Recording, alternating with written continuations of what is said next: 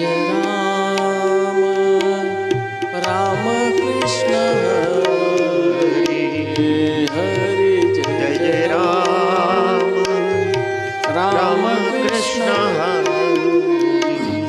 हरे जय जय राम राम कृष्ण हरे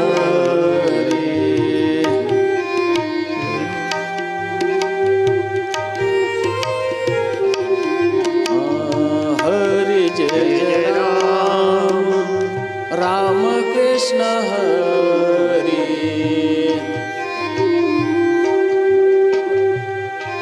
राम कृष्ण हरे जय जय राम कृष्ण हरे जय जय राम राम कृष्ण हरे हरे जय जय राम राम कृष्ण हरे हरि जय जय राम राम कृष्ण हरे जय जय राम कृष्ण हरे जय जय राम कृष्ण हरे जय जय राम राम कृष्ण हरे हरि जय जय राम राम कृष्ण हरे हरे जय जय राम कृष्ण हरे गोपाल कृष्ण कृष्ण भगवान भगवान की जय। ओम श्री गणेशाय नमः। ओम श्री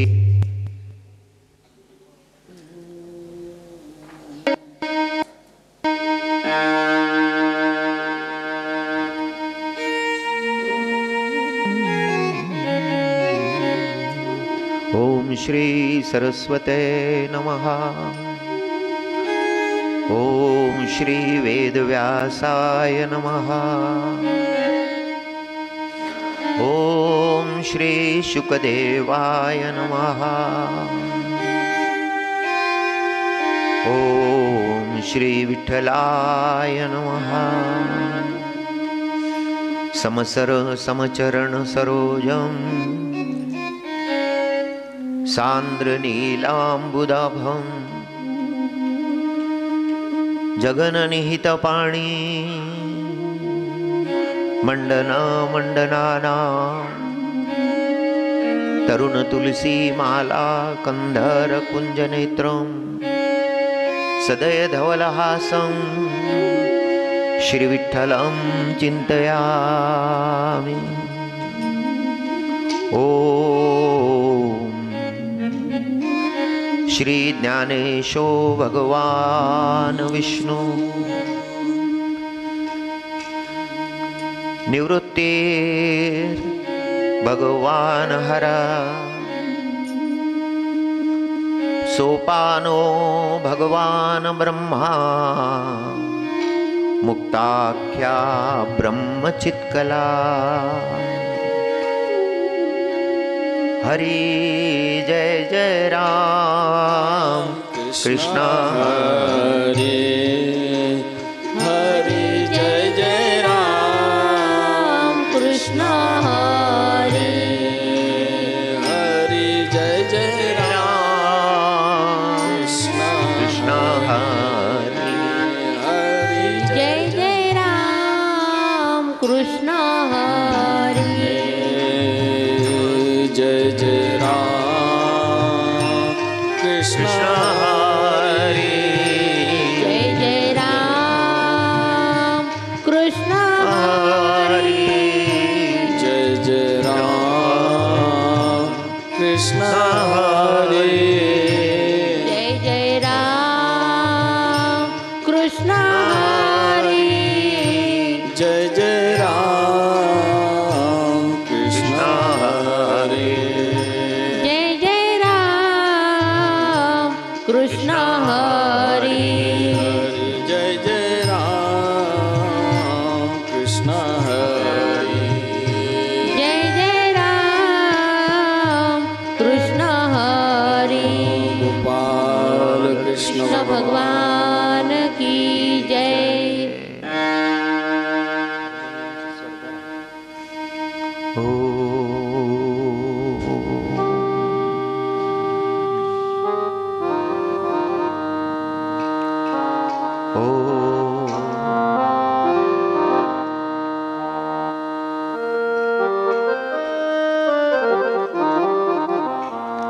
कृष्ण गोकुळी जन्मला, कृष्ण गोकुळी जन्मला, कृष्ण गोकुळी जन्मला, कृष्ण गोकुळी जन्मला, दुष्टा चळकाप सुटला, दुष्टा चळकाप सुटला, दुष्टा चळकाप सुटला, दुष्टा चळकाप सुटला, होता कृष्णाचा अवतार, होता कृष्णाचा अवतार, होता कृष्णाचा अवतार, होता कृष्णाचा अवतार, आनंद करीती घरोघर, आनंद करीती घरोघर, आनंद करीती घरोघर, आनंद करीती घरोघर, सदा नाम वाचे गाते, सदा नाम वाचे गाते, सदा नाम वाचे गाती, सदा नाम वाचे गाती, प्रेमे आनंदे नाचती,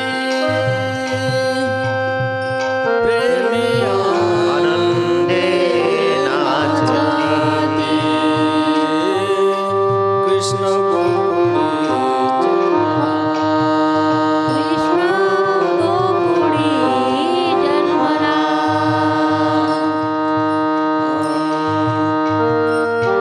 तुका म्हणे हरती दोष,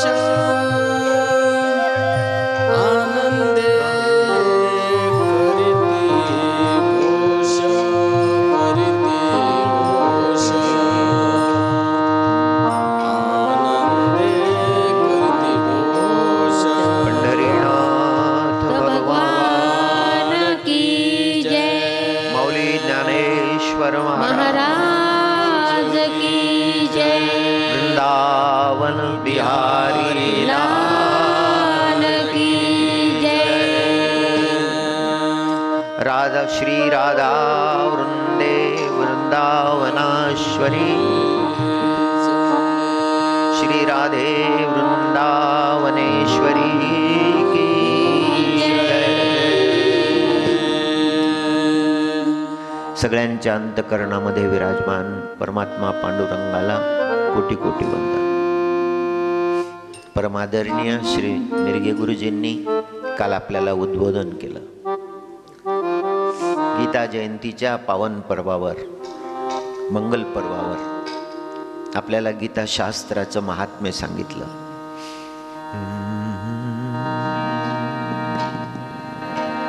वृंदावन भूमीमध्ये आपण मागील 10 दिवसापासून निवास करत आहोत. सगळे दर्शन आपल्याला प्राप्त झाले. ही कथा थोडी वेगळी झाली. या कथेमध्ये एकच सत्र होतं. आपल्याला भरपूर फिरायला मिळावं, या भूमीचा आनंद आपल्याला मिळावा, आपल्याला वृंदावन वास घडावा, हा सगळा विचार करून एकच सत्र ठेवलं होतं. आणि त्याचा पुरेपूर लाभ सगळ्या मंडळींनी घेतला. आज आपल्याला बाके बिहारीजीची आज्ञा घ्यायची आहे आणि आज निघायचं आहे. वृंदावन धाम सोडताना पुन्हा प्रार्थना करायची आहे की आमच्यावर आपली कृपा अशीच राहू द्या. आपल्या कृपेनंच आमचं येणं झालं आणि वृंदावन धाम या ठिकाणी निवास झाला. ही दिव्य भूमी आहे. जे वैकुंठ सांगितलेले आहेत, 8 वैकुंठ सांगितलेले आहेत. बद्रीनाथ धाम हे वैकुंठ आहे. व्यंकटाचल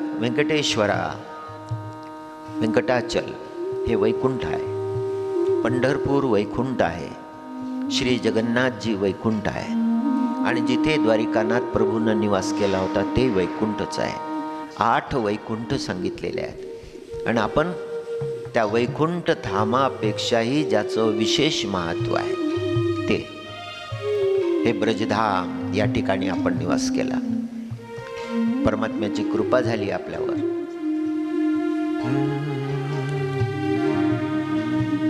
इथे साक्षात श्रीकृष्ण परमात्मा विराजमान आहेत. आज आज्ञा घ्यायची आहे आणि आपल्याला परतीचा प्रवास आरंभ करायचा आहे. ज्या संसारातून आपण आलो त्याच संसारात पुन्हा जायचं आहे आणि इथली ब्रज रज घेऊन जायची आहे. तो आपला संसारही मंगलमय झाला पाहिजे. आपल्या परिवारामध्ये जे आहेत त्यांनाही हा आनंद प्राप्त झाला पाहिजे. आपलं कर्तव्य आहे ना, आपल्या पुत्रांना, आपल्या कन्यांना, आपल्या परिजनांना आपण वैराग्य जरूर पाहिजे, पण आपल्याकडून त्यांच्या ज्या अपेक्षा आहेत त्या पूर्ण झाल्या पाहिजे. त्यांच्यासाठी प्रार्थना. आपण दुसरं काय करू शकतो? त्यांचं मंगल झालं पाहिजे. आपलं असणं म्हणजे त्यांच्या मस्तकावर एक पुण्याची छत्रछाया आहे. आपण घरी जाल, आपल्या परिवारातले, त्यांच्यावर आपली पुण्याची छत्रछाया आहे. त्यांना आपल्याकडून अपेक्षा आहे, आपल्या आशीर्वादाची अपेक्षा आहे, बाकी कशाची नाही. आणि तो भरपूर आपण दिला पाहिजे. आपली गृहस्थी आनंदमय केली पाहिजे. गृहस्थी सोडण्याच्या गोष्टी करत असतो आम्ही, की त्या गृहस्थीत गुंतून नाही पडायचं, पण कर्तव्य केलं पाहिजे. कर्तव्य करण्याला बंदी थोडीच केली आहे. कर्तव्य केलं नाही तर मग सगळं व्यर्थ आहे ना. आपल्या मनात वैराग्य पाहिजे. आता तो परमात्मा इथे आला, वृंदावन धामला, इथे त्यांनी लीला केल्या. जन्मला मथुरेमध्ये, तसा तो जन्मलाच नाही. तो अजय आहे, कारण ज्याचा जन्म आहे त्याचा अंत आहे. आणि परमात्मा लीला करतात. परमात्म्याचं प्राकट्य आहे. भागवतामध्ये जो अध्याय आहे ना, त्या अध्यायामध्ये लिहिलेला आहे, श्रीकृष्ण प्राकट्य प्रगट होतात परमात्मा. आणि महाराजांनी म्हटलं की कृष्ण गोकुळी जन्मला. वास्तविक गोकुळात जन्म नाही आहे, जन्म आहे मथुरेमध्ये. पण गोकुळामध्ये आणून ठेवलं, माहीतच पडू दिलं नाही. त्या गोकुळच्या लोकांना माहीतच पडलं नाही सगळा घडलेला प्रकार. त्यांना असं वाटलं इथेच जन्मला. कृष्ण गोकुळी जन्मला आणि दुष्टा चळकाप सुटला. वाईट प्रवृत्ती ज्या होत्या त्यांना चळकाप सुटला. परमात्मा आले की वाईट प्रवृत्ती राहत नाही. आपल्या जीवनामध्ये परमात्मा आला, आपल्या मनामध्ये परमात्मा आला, वाईट प्रवृत्ती नाही राहत, दुष्प्रवृत्ती राहत नाही. आणि एकदा का दुष्प्रवृत्ती जीवनामध्ये आल्या की लवकर जात नाहीत.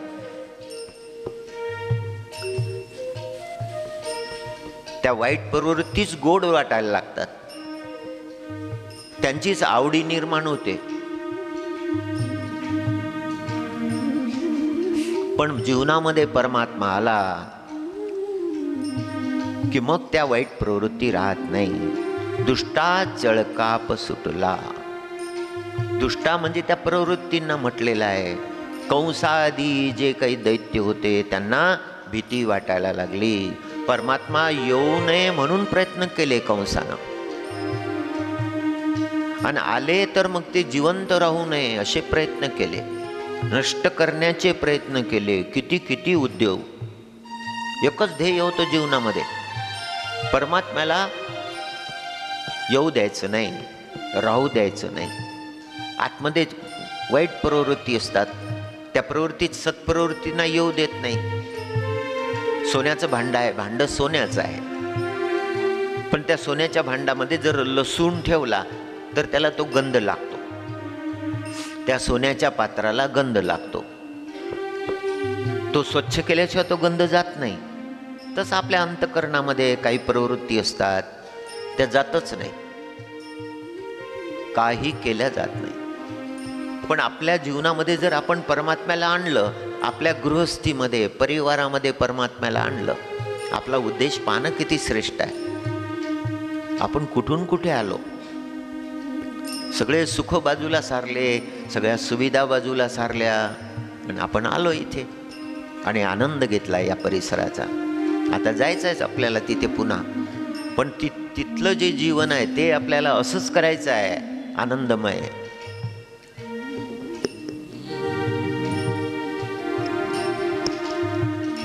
होता कृष्णाचा अवतार, आनंद करीती घरोघर. परमात्मा आल्यानंतर आनंदच आनंद आहे जीवनामध्ये. जगातले जे आनंद आहेत, भोजनाचा आनंद आहे, नवीन वस्त्र धारण करण्याचा आनंद आहे, अलंकार धारण करण्याचा आनंद आहे, समाजामध्ये मान सन्मान मिळण्याचा आनंद आहे, नाना प्रकारचे आनंद, हजारो प्रकारचे आनंद आहेत.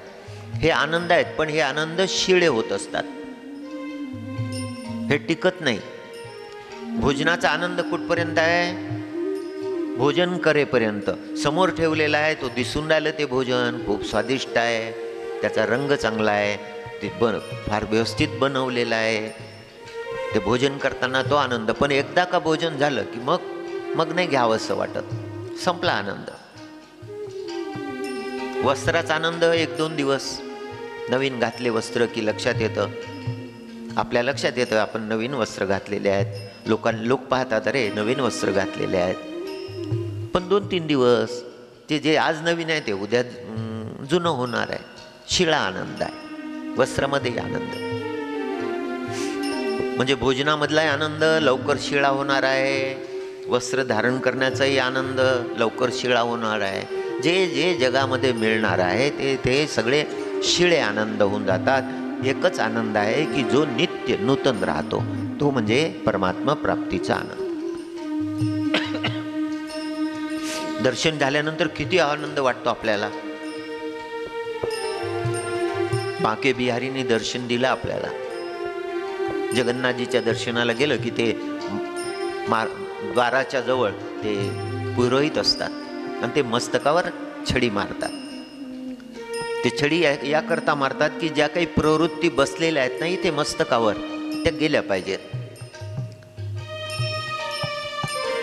ते मारत असले तर मारू द्यायची ती छडी, हात जोडायचे, त्यांना दक्षिणाही द्यायची. बरं, ज्यांनी छडी मारली त्याला दक्षिणा द्यावी लागते, कारण ते पाप जे बसलेले आहेत ते निघून जातात. ते तिथेच आहे. मंदिरामध्ये मारण्याची परंपरा जगन्नाथजीला आहे, बाकी कुठल्या मंदिरात नाही. आम्ही विचारलं होतं एका पुरोहिताला की हे असं का? तो म्हणाल, त्यांनी आम्हाला सांगितलं की म्हणे तुम्हारे मस्तक पर पाप बैठे रहते, बोलले जन्म जन्म के, तो ये मारने के बाद वो चले जाते. ते आपल्याला मारत असले तर मारू द्यायचं, आनंद, हात जोडायचे. जातच नाही ते, लवकर जात नाही, ते लागट असतात. लागट हा शब्द वराडी भाषेतला शब्द आहे, लागट. लागट म्हणजे काही लोटून दिलं तरी जात नाही. एका व्यक्ती होते, त्यांच्या पत्नी स्वभावानं जरा गरमच होत्या. यांनी एक म्हटलं की त्या 4 बोलायच्या, पण त्यांना कधी राग नाही आला. इतकं त्यांचं स्वरूप पाहिलं की वाटायचं की शीतोष्ण समदुःखेषु, अशी परिस्थिती. भगवद्गीतेतलं वचन आहे बरं. एक दिवस विचारलं त्यांना की तुम्ही काही उत्तर देत नाही. ते काय म्हणे ते उत्तर देण्याचं, त्याच्याविषयी आपण एक बोललं की ते 4 बोलतात, आणि आपण पुन्हा बोललं तर दिवसभर सुरू राहील ना, ते शांत राहण्यामध्ये बंद होऊन जातं म्हणे. तो लागट स्वभाव जो असतो ना, तो सोन्याच्या पात्राला लसूणाचा लागलेला गंध, तो लागट असतो, लवकर जात नाही. वाईट सवयी ज्या असतात ह्या लागट असतात, लवकर जात नाही. त्या लवकर गेल्या पाहिजे आपल्या जीवनामध्ये.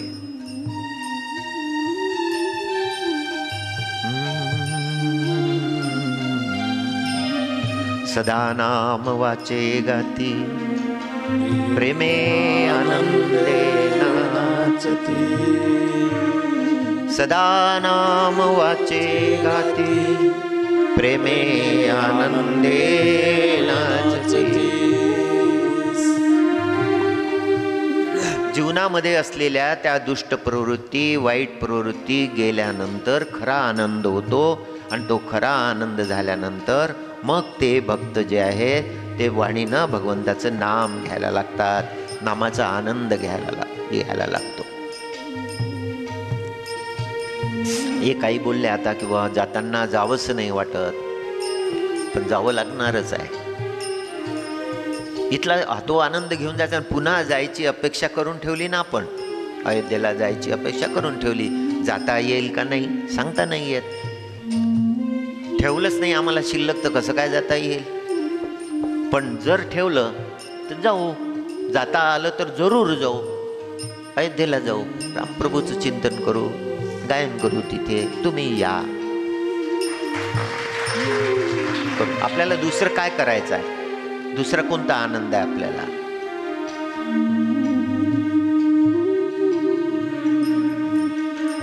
हरे हरे कृष्ण हरे कृष्ण हरे कृष्ण हरे कृष्ण हरे कृष्ण हरे कृष्ण हरे कृष्ण हरे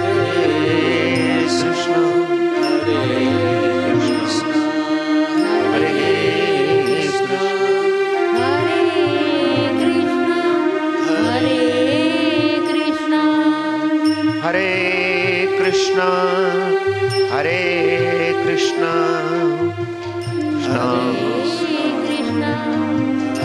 हरे कृष्ण हरे कृष्ण हरे कृष्ण हरे कृष्ण हरे कृष्ण हरे कृष्ण हरे कृष्ण हरे कृष्ण हरे कृष्ण हरे हरे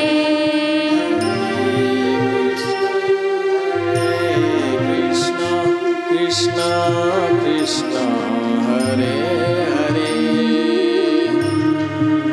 गोपाल कृष्ण भगवान की जय.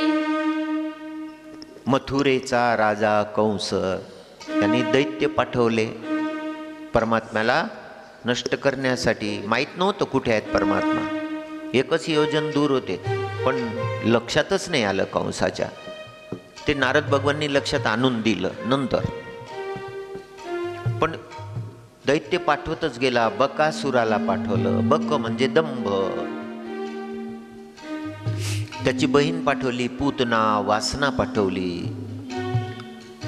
परमात्म्यानं शोषून टाकली, पिऊन टाकली वासना.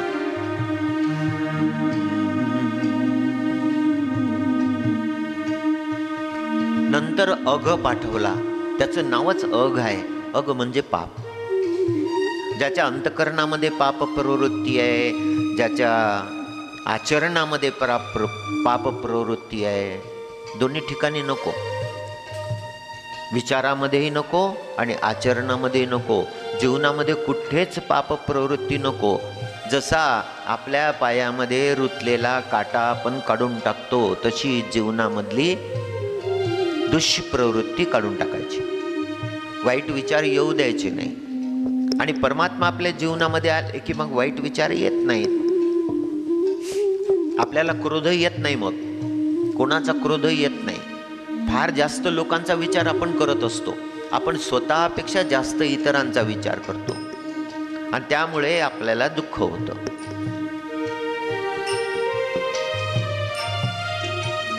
आता गुरुजी खूप छान बोलत होते आमच्याबद्दल पोरे सरही खूप छान बोलले, सगळी मंडळी छान बोलली.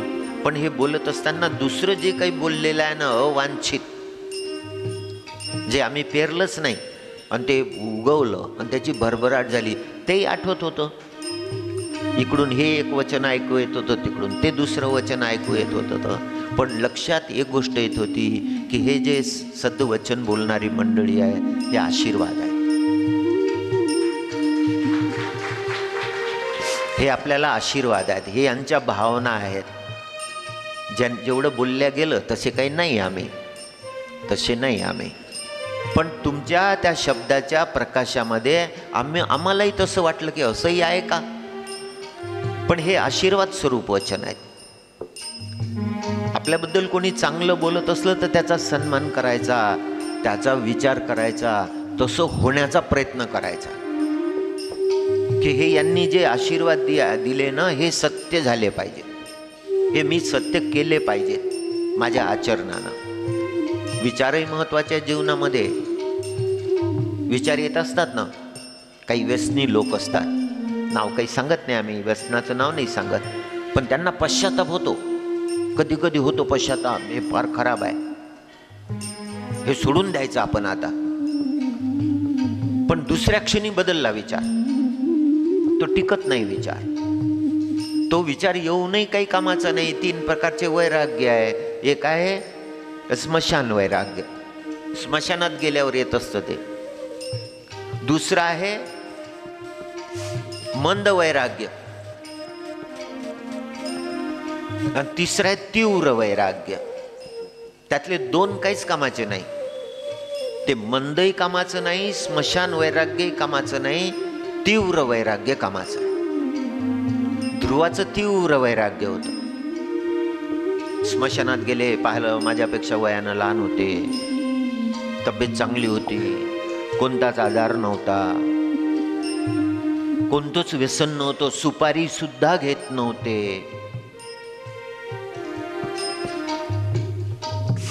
हे स्मशान वैराग्य. घरी आल्यानंतर झालं जसे होते तसेच झाले. ते कुत्र पावसामध्ये जातं, पावसामध्ये भिजलं आणि सुरक्षित ठिकाणी आलं की फडफड फडफड केलं, ते पाणी जे पडलेलं होतं ते सगळं झटकून टाकलं, गेलं जैसे थे. त्याचा परिणाम नाही होत. हे स्मशान वैराग्य. स्मशानामध्ये आलं होतं पण घरी काही राहिलं नाही. दुसरं मंद वैराग्य. काय खरं आहे, काय पडलेलं आहे जीवनामध्ये, अशा प्रकारची भाषा बोलतात की वाटतं खरंच वैराग्य झालं का यांना. पण कशाचं काही त्यांच्या आचरणामध्ये येत नाही. म्हणजे कसं, रस्ता माहीत असून रस्त्यांनी चालणार नाही. माहीत आहे यांना, समजलं यांना, पण आचरणात आलं नाही. ते मंद वैराग्य. मार्ग माहीत आहे पण तरी त्या मार्गाधारे चालत नाही. आणि तिसरं वैराग्य तीव्र. नारद भगवान म्हणाले, लहान आहेस ध्रुवा, मोठा झाल्यावर ये, मग मी तुला उपदेश करीन. आणि त्यांनी निश्चय सांगितला की नाही, हाची नेमा आता न फिरे माघारी, आता नाही जात परत. पुढे गेलो, पुढे माझा विचार बदलला तर ताबडतोब करायचंच तेच करायचं, दुसरं करायचंच नाही. दृढ निश्चय. आणि ध्रुवाला प्राप्ती झाली परमात्म्याची, नारायणाची प्राप्ती झाली. 6 महिन्यामध्ये प्राप्ती झाली. हजारो वर्ष तपश्चर्या करणाऱ्या ऋषींना नाही झाली, ती ध्रुवाला 6 महिन्यात झाली. म्हणजे वैराग्य तीव्र आहे. एका मुलाला MBBS करायचं होतं. त्याने अभ्यास केला, प्रयत्न केले, खूप केले, पण लहानपणी ट्रेनिंग तेवढं मिळालं नव्हतं. त्यामुळे त्याला काही पहिल्या अटेम्प्टमध्ये यश मिळालं नाही. त्यांनी दुसरा प्रयत्न केला, दुसऱ्या अटेम्प्टमध्ये त्याला यश मिळालं नाही. मग त्यांनी विचार केला की नाही, माझे प्रयत्न कमी पडतात.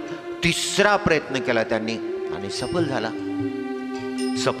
फार मोठा डॉक्टर झाला, फार मोठ्या पदावर तो गेला. प्रयत्न कमी पडले तर यश मिळत नाही. आपल्याला अपयश मिळालं हा संकेत आहे की बाबा प्रयत्न मोठे करावे लागतात, एवढ्यात भागणारं नाही. आपल्याला परमात्म्याची प्राप्ती झाली. जगद्गुरु तुकाराम महाराज असा उपदेश करतात, मिळाला विचारच नाही ना तेवढा, माझे प्रयत्नच चालत राहतील, जन्मोजन्मी चालत राहतील. एका जन्मामध्ये नाही मिळाला, माझा मार्ग तर ठीक आहे ना. आपण ज्या मार्गावर चाललो, भक्तीच्या मार्गावर, तो तर श्रेष्ठ आहे ना, तो नाही सोडायचा. एकादशी करायची आणि काही वर्षानंतर मग काही जीवनामध्ये अपयश आलं आणि मग सोडून द्यायची. आहेत ना असे लोक.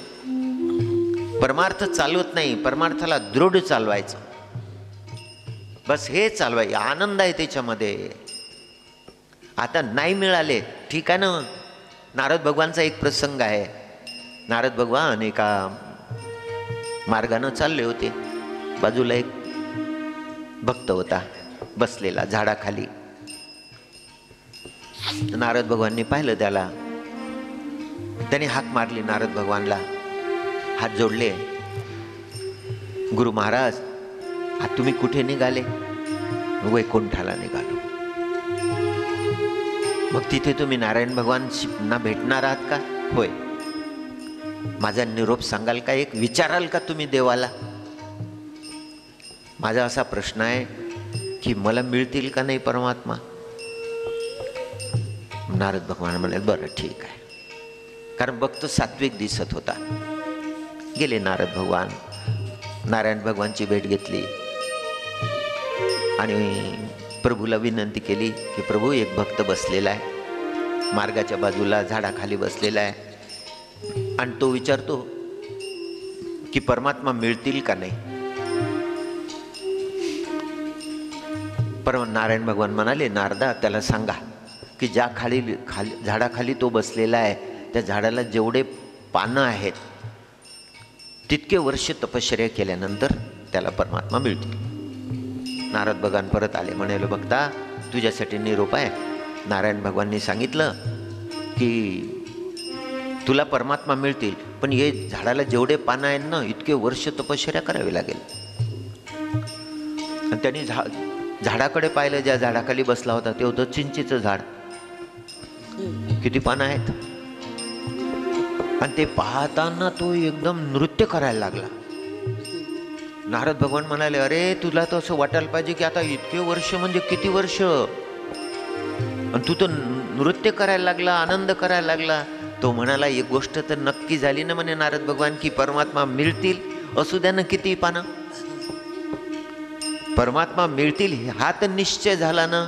मला चिंता नाही आता, कारण खात्री झाली परमात्मा मिळणार आहेत. माझ्यासाठी हेच खूप झालं. असू द्या ते चिंचीचं झाड.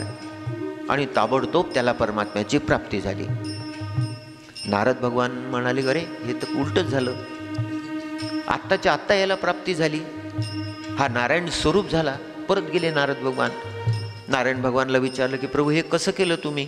मला सांगितलं की त्या झाडाला जेवढे पानं आहेत तितके वर्ष लागतील, आणि त्याला तर एका क्षणात प्राप्ती झाली, इतके वर्ष लागले नाही. नारायण भगवान म्हणाले, अरे त्याची तद्रूपता, परमात्म्याच्या सोबत त्याची तद्रूपता व्हायला तितका वेळ लागणार होता. पण हे उत्तर तू सांगता बरोबर नारदा, त्याची तद्रूपता झाली आणि त्याला परमात्म्याची प्राप्ती झाली. उशीर जीवाकडून आहे, परमात्म्याकडून नाही. आपल्याकडून उशीर आहे, आपले प्रयत्न कमी पडतात. म्हणजे आपलं मन स्वच्छ करत राहायचं. एखादं पितळेचं भांडं आहे ना, ते अनेक वर्ष जर घासलं नाही तर ते मलिन राहून जातं. पण ते दररोज घासत राहिलं, स्वच्छ करत राहिलं, ते चकाकायला लागतं सोन्यासारखं. पितळेचं आहे पण सोन्यासारखं दिसायला लागतं. तसं आपलं मन, त्याच्यावर मल येतच असतात, विचार सारखे सुरूच असतात ना. लोक येत असतात, त्यांचे काही अनुभव आपल्यावर टाकून जातात, त्याचे संस्कार तयार होतात आणि चित्त मलिन होत राहतं. आणि ते स्वच्छ केलं नाही तर ते त्याची चमक निघून जाते. पण ते दररोज प्रयत्न केलं, दररोज साधना केली, दररोज उपासना केली, हे करत राहायचं. जास्तीत जास्त लाभ प्राप्त करायचा, परमार्थामध्ये लाभ प्राप्त करायचा प्रयत्न करायचा. आणि भगवन नाम घेतलं. सदा नाम वाचे गाती, प्रेमे आनंदे नाचती. तुका म्हणे हरती दोष. नाम घेतलं तर जीवनातले दोष जातात.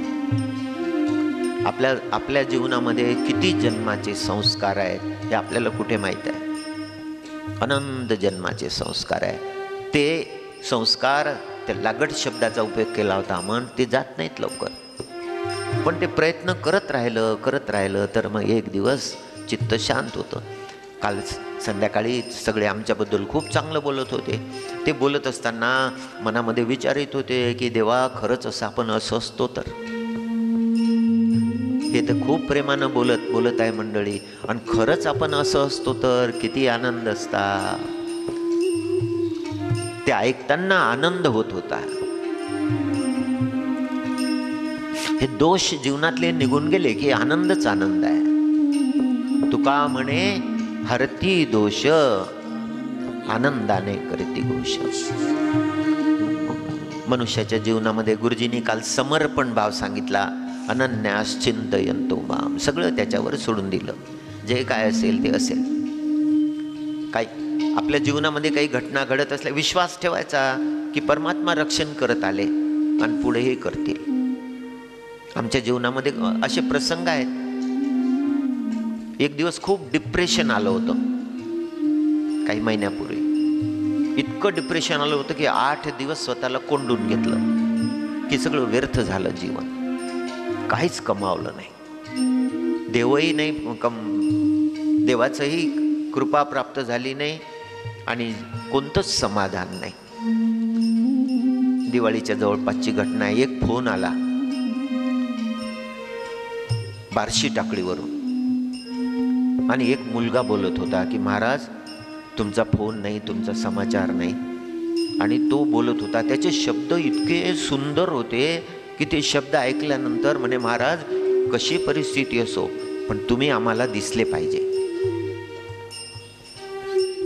तुम्ही आमच्याशी 2 शब्द बोलले पाहिजे. तुम्ही बोलले की आम्हाला आधार येतो महाराज. आणि तुम्ही जर स्वतःला दूर करून टाकलं तर मग आमचे तर तोही एक आशा बंद होऊन जाईल. त्याचे शब्द ऐकल्यानंतर मला वाटलं की नाही बाबा, हा जे बोलतो हे महत्वाचं आहे. याच्या अंतःकरणामध्ये प्रेम आहे, हे महत्वाचं आहे. जे काही असे अवांछित अनुभव येत असतात तिथे ती भावना नाही ना. श्रेष्ठ भावनेचाच विचार केला पाहिजे जीवनामध्ये. जे जे चांगलं मिळालं आपल्याला त्याचा विचार केला पाहिजे. हे आशीर्वाद आहेत, ही कृपा आहे. असेच लोक मिळत राहो, त्यातून आपल्याला चांगलं निवडलं पाहिजे. तुका म्हणे हरती दोष, आनंदाने करती घोष. भगवंताचं नाम घेतलं की मग जीवनामध्ये दोष राहत नाही. काल्याचा प्रसंग आहे. अघासुराच्या बद्दल सांगितलं. अघ म्हणजे पाप. अजगर होऊन आला होता तो अघासूर. यमुनेच्या किनारी पडलेला होता. परमात्मा आले गाई वासरांना घेऊन. त्यांनी वासरांना गिळून टाकलं, त्यांनी गोपाळांना गिळून टाकलं. अघ हे गिळून टाकत असते. आपल्या जीवनातलं जे जे श्रेष्ठ आहे ते गिळून टाकत असते. पाप प्रवृत्ती जर जीवनामध्ये आली तर पुण्याचा ग्रास करून टाकते, पुण्य गिळून टाकते. आणि परमात्म्यालाही गिळलं. पाक एवढं सामर्थ्य आहे पापाचं. किती बलवान असतं पाप. दुष्ट प्रवृत्ती बलवान असतात. परमात्म्याला गिळून टाकलं पण सांभाळू नाही शकलं ना. परमात्म्याने त्याच्या मस्तकाचं छेदन केलं, त्यातून बाहेर आले, अंत केला त्या पापाचा. नंतर मग त्या गोपाळाचा आनंद, आपला परमात्मा आपल्याला मिळाला, किती आनंद आहे. मग यमुनेमध्ये जलक्रीडा केली, स्नान केलं. नंतर मग आपल्या परमात्म्याचा शृंगार, आपल्या परमात्म्याचं पूजन, पुष्पमाळा केल्या. काहींना पुष्प नाही मिळाले, त्यांनी पालेमाळा केल्या. केचित पुष्प दले पल्लवे अंकुरे. काहींना फुलं मिळाले, त्यांनी फुलांच्या माळा केल्या. ज्यांना कळ्या मिळाल्या, फुलं व्हायचे होते, अजून राहिले होते, त्यांनी कळ्यांच्या माळा केल्या. त्यांना तेही नाही मिळालं, त्यांनी ते पानं होते झाडाचे, त्यांच्या माळा केल्या, परमात्म्याला घातल्या, शृंगार करायला लागले. खूप आनंद.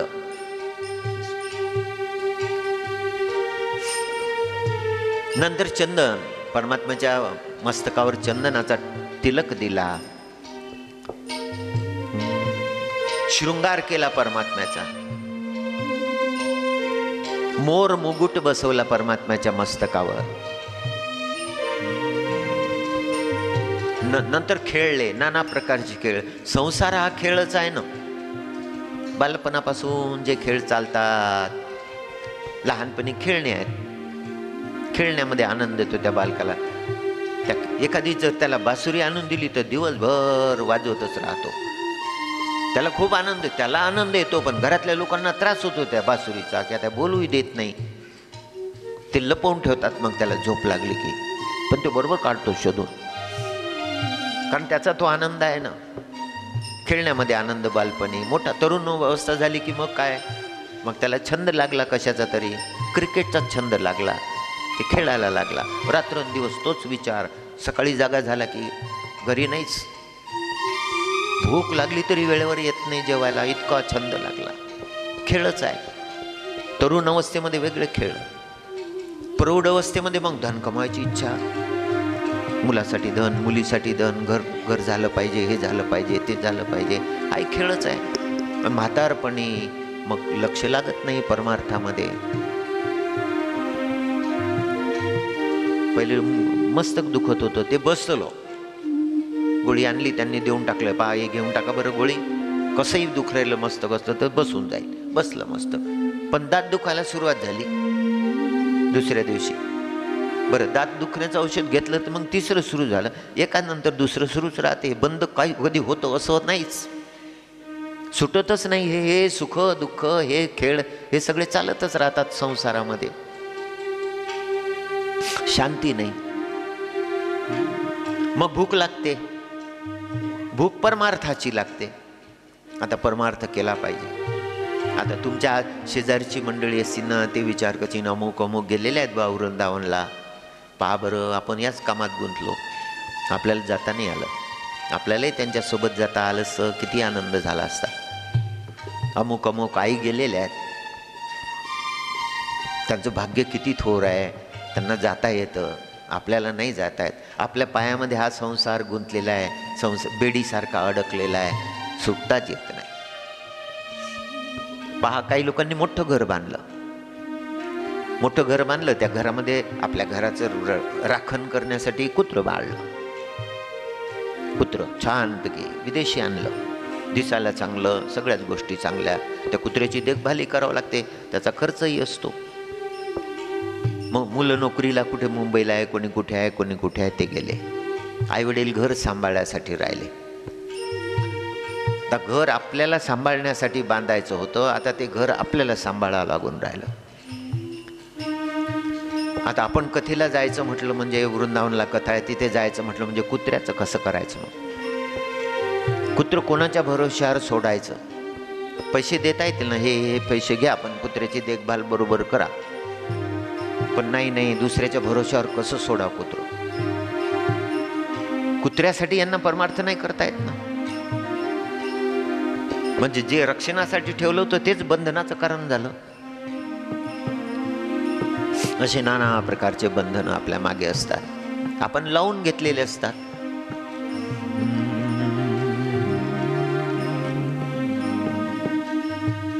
भूक कशाची लागली? परमार्थाची.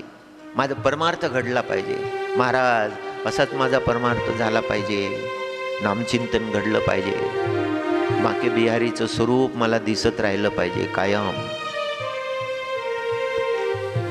कृष्ण परमात्मा दिसत राहिले पाहिजे, परिक्रमा माझ्या झाल्या पाहिजे, माझं लक्ष या गोष्टीतून निघालं पाहिजे.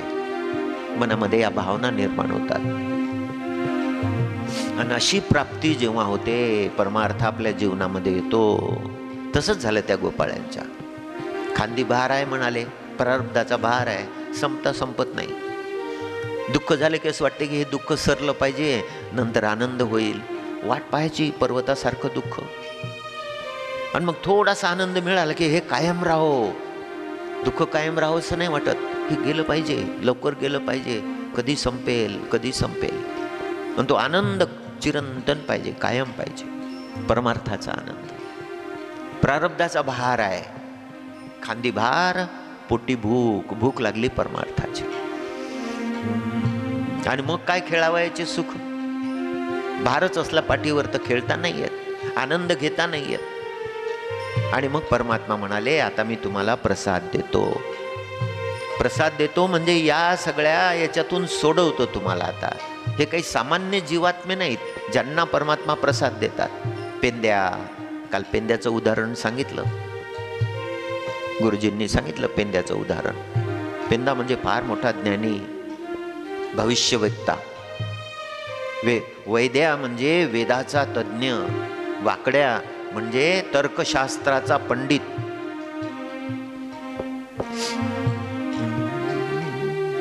परमात्म्याचं ज्यांच्यावर एवढं प्रेम आहे त्यांची काय योग्यता आहे, आणि ते प्रसादाचे अधिकारी आहेत. देवांना प्रसाद नाही. आणि त्या स्वर्गामधले जे देव आहेत त्यांना प्रसाद मिळाला पाहिजे म्हणून ते आले. ते ओस पडली अमरावती. भानुदास महाराजांनी फार सुंदर वर्णन केलं नाथ महाराजांचे. ज्यांच्या वंशामध्ये नाथांचा जन्म झाला ते भानुदास महाराज. भानुदास महाराज म्हणाले की त्या स्वर्गामध्ये देव राहिलेच नाही, ते आले पाहायला पृथ्वीवर काय आनंद आहे. सगळी मेदिनी आनंदानं अगदी. हा मेदिनीवरच आनंद आहे. मेदिनी म्हणजे पृथ्वी, या पृथ्वीवरच तो आनंद आहे. देव विसरती देह भाव.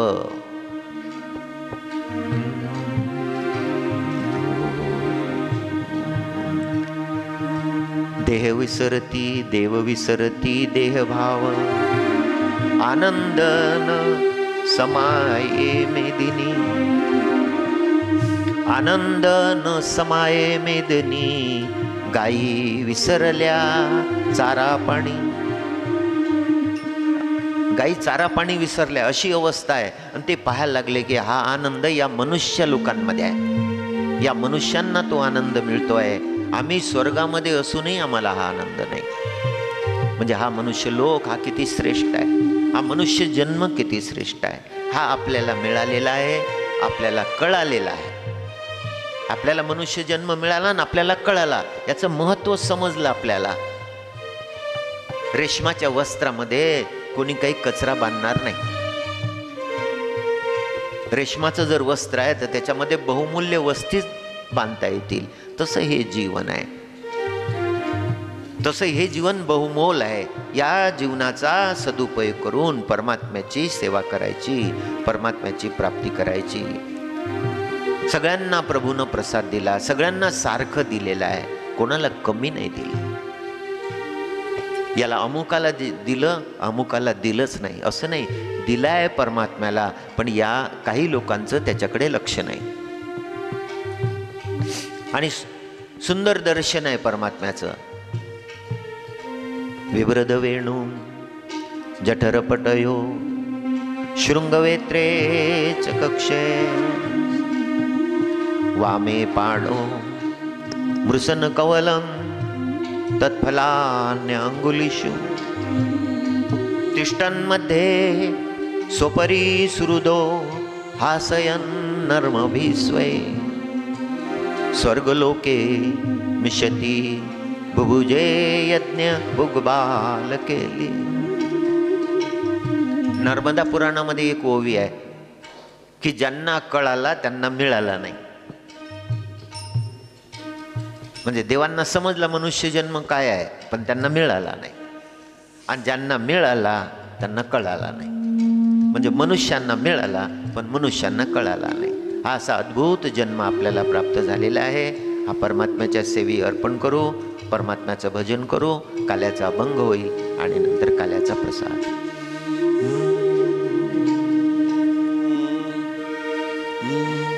कंठी धरिला कृष्ण मनी अवघा जनी प्रकाश. अवघा जनी प्रकाश, अवघा जनी प्रकाश. कंठी धरिला कृष्ण मनी अवघा जनी प्रकाश. अवघा जनी प्रकाश, अवघा जनी प्रकाश.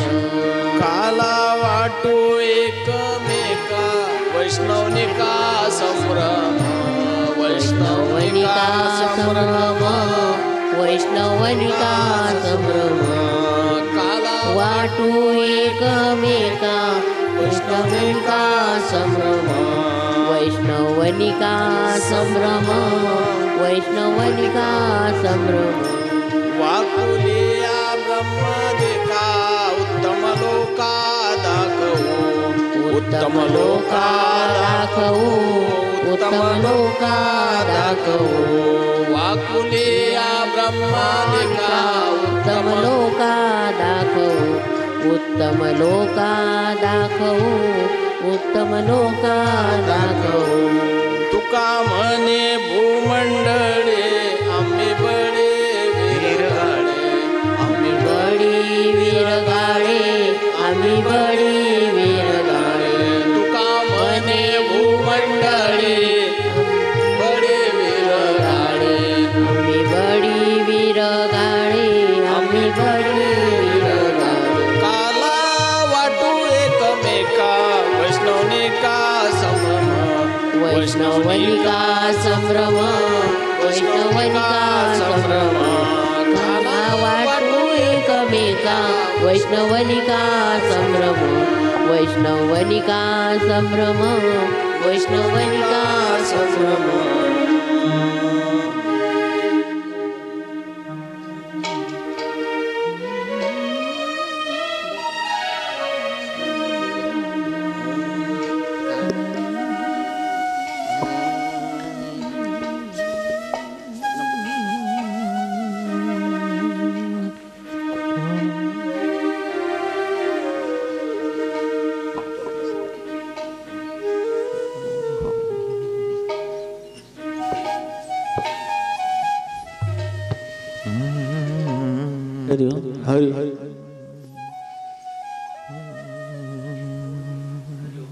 हरी हरी हरी 2 मिनिटासाठी सीमाताई आपलं मनोगत व्यक्त करणार आहे.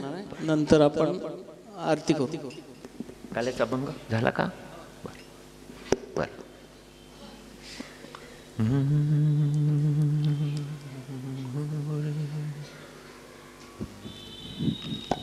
महाराजांची चरणी कोटी कोटी प्रणाम. सर्वांना जय श्री कृष्ण. आज आपला शेवटचा दिवस. खरंच आम्ही कठोर अंतकरणाने महाराज इथून निघत आहे. घरून निघताना असं वाटते आपण माहेराला चाललो, पण इथून निघताना असं वाटते की काय घेऊन जायचं सोबत. श्रद्धा भक्ती हे तर घेऊन जाऊ, महाराजांना सोबत कसं घेऊन जायचं हा मोठा प्रश्न आहे. आणि महाराज नुसतं आपले संत नाही, खरोखर दैवत आहे आणि देव आहे. हे मला स्वतःला इतके अनुभव आहे महाराजांचे, पण मी ते सांगू इच्छित नाही. महाराजांना उद्या काय होणार हे कळतं, पण महाराज बोलत नाही. त्यांच्या एका कृतीतून आपल्याला कळतं की महाराजांना काय म्हणायचं आहे. महाराज आम्हाला तुम्ही दीर्घ आयुष्याने आमचंही आयुष्य तुम्हाला लागो ही श्रीचरणी प्रार्थना करतो. आणि आज आयोजकांनी सांगितलं आहे की अयोध्येला जायचं. खरंच मनापासून खुशी झाली आहे की अयोध्येला केव्हा जायचं, ती तारीख निश्चित केव्हा होईल. आणि आयोजकांनी इतकं सुंदर आयोजन केलं आहे की आम्ही महिला मंडळातर्फे मनापासून धन्यवाद करते. जय श्री कृष्ण. जय विठ्ठल जय जय विठ्ठल जय विठ्ठल जय जय विठ्ठल बोलिले कोरे वेळी वाकुळे उत्तरे क्षमा पराध महाराज तुम्ही सिद्ध नाही विचारिला अधिकार म्या फुला क्षमा पराध महाराज तुम्ही सिद्ध तुका म्हणे ज्ञानेश्वरा राखा पायापैकी करा क्षमा पराध महाराज तुम्ही सिद्ध ज्ञानदेव तुकाराम ज्ञानदेव तुकाराम ज्ञानदेव तुकाराम झाले समाधान तुमचे देखिले चरण आता उठावेसे मना येत नाही नारायणा सुरवाडी कपणे ते सापडले केने आता उठावेसे मना येत नाही नारायणा तुका म्हणे भोग केला निवारीला लाग आता उठावेसे मना येत नाही नारायणा करोनी आरती चक्र पाणी ओवाळीते आज पुरले नवस धन्य काळ हा दिवस पहा पहा ओ सकळा पुण्यवंत तुम्ही बाळा आजी पुरले नवस धन्य काळ हा दिवस तुका वाळे टाळी उभा सन्निध जवळे आजी पुरले नवस धन्य काळ हा दिवस प्रेम सप्रेम आरती गोविंदा ते ओवाळीती धन्य धन्य त्रिलोचन नित्य करती अवलोकन बाळा प्रौढा आणि मुग्धा ओवाळीती परमानंदा धन्य धन्य त्रिलोचन नित्य करती अवलोकन नामा म्हणे केशवाते कुणी राहिलो तटस्थ धन्य धन्य ते लोचन नित्य करती अवलोकन युगे 28 विठवारी उभा वामांगे रखमाई जित दिव्य शोभा पुंडलिकाचे भेटी परब्रह्म आले गा चरणी वाहे भीमा उद्धवली जगा जय देव जय पांडुरंगा हरी पांडुरंगा रखमाई वल्लभ राईच्या वल्लभ पावे जुलगा जय देव तुळशी माळा गळा करठी उनी कठी कासे पीतांबर कस्तुरी ललाटी देव सुरवर नितेला भेटी गरुड हनुमंत पुढे उभे राहती जय देव जय पांडुरंगा हरी पांडुरंगा रखमाई वल्लभ राईच्या वल्लभ पावे जीवलगा जय देव आषाढी कार्तिकी भक्त जनेती चंद्रभागे मध्ये स्नान जे करीती दर्शन हेळा मात्रे तया होय मुक्ती केशवासी नामदेव भावासी नामदेव भावे ओवाळी जय देव जय पांडुरंगा हरी पांडुरंगा रखमाई वल्लभा राईच्या वल्लभ पावे जीवलगा जय देव आरती ज्ञान राजा महाकैवल्य तेजा सेविती साधू संत मनोवेदला माझा आरती ज्ञान राजा लोपल ज्ञान जगी इतने नाती कोणी अवतार पांडुरंग नाव ठेविले ज्ञानी आरती ज्ञान राजा प्रगट गुह्य बोले विश्व ब्रह्माची केले राम जनार्दनी चरणी मस्तक ठेविले आरती ज्ञान राजा कैवल्य तेजा सेवकी साधू संत मनुवेदला माझा आरती ज्ञान राजा आरती तुकारामा स्वामी सद्गुरु धामा सच्चिदानंद मूर्ती पाये दाखवी आम्हा आरती तुकारामा राघवे सागरात पाषाण तारिले कैसे तुकोबाचे अभंग रक्षिले आरती तुकारामा तुकिता तुलनेसी ब्रह्म तुकासी आले मनोनी रामेश्वरी चरणी मस्तक ठेविले आरती तुकारामा स्वामी सद्गुरु गुरु धामा सच्चिदानंद मूर्ती पाये दाखवी आम्हा आरती तुकारामा आरती एकनाथा महाराजा समर्था त्रिभुवनी तुझी थोर जगद्गुरु जगन्नाथा आरती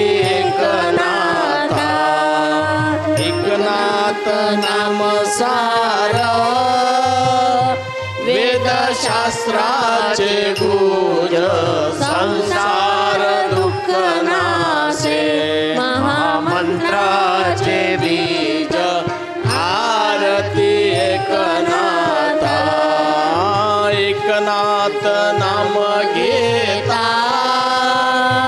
सुख वाटेल चित्ता अनंत गोपदासा धनी न पुरे गुण गाता आरती एकनाथा महाराजा समर्था त्रिभुवनी तुझी थोर जगद्गुरु जगन्नाथा आरती एकनाथा खाली लोटांगण वंदीन चरण डोळ्यान पायन रूप तुझे प्रेमे आलिंगनानंद पूजन भावे वाणीन मरे नमः विठ्ठल रखमय विठोबा रखमय विठ्ठल रखमय कर्पूर गौरम करुणावतारम संसार सारम भुजगेन्द्रहारम सदा वसंतं हृदयारविन्दे भवं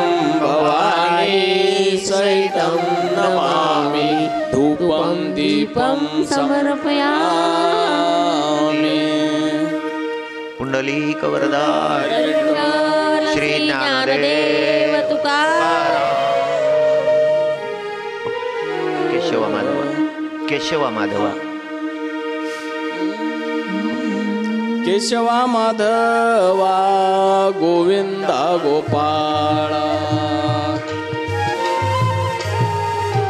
गोविंदा गोपाळा जेवी तू कृपाळा पांडुरंगा देवी तू कृपाळा पांडुरंगा अच्युत वामना दशरथ नंदना अच्युत वामना दशरथ नंदना जेवी तू बा कृष्णा पांडुरंगा देवी तू बा कृष्णा पांडुरंगा कृष्ण विष्णु हरी मधुसूदन मुरारी कृष्ण विष्णु हरे मधुसूदन मुरारी जेवी तू नरहरी पांडुरंगा देवी तू नरहरी पांडुरंगा ऐसी ग्लानी करता विठ्ठल पावला ऐसी ग्लानी करिता विठ्ठल पावला नैवेद्य जेवीला नामयाचा नैवेद्य देवीला नामयाचा नैवेद्य जेवीला नामयाचा नैवेद्य देवीला नामयाचा विठ्ठल विठ्ठल विठ्ठल विठ्ठल विठ्ठल विठ्ठल विठ्ठल विठ्ठल विठ्ठल विठ्ठल विठ्ठल विठ्ठल विठ्ठल पुंडलीक वरदा हरी विठ्ठल श्री ज्ञानदेव तुकाराम पंढरीनाथ भगवान की जय. सगळ्यांना नम्र विनंती आहे, आपण आता प्रसाद घ्यायचा आणि आपलं सामान बरोबर आवरून 12च्या आधी आपल्याला प्रस्थान करायचं. जिथे आपला निवास होता तिथे जमेल तेवढी स्वच्छता करून निघायचं आहे आणि खूप आनंदाने घरी जायचं. परमात्मा आपलं सगळ्यांचं कल्याण करो, आपली यात्रा मंगलमय हो. जय श्री कृष्ण. शेवट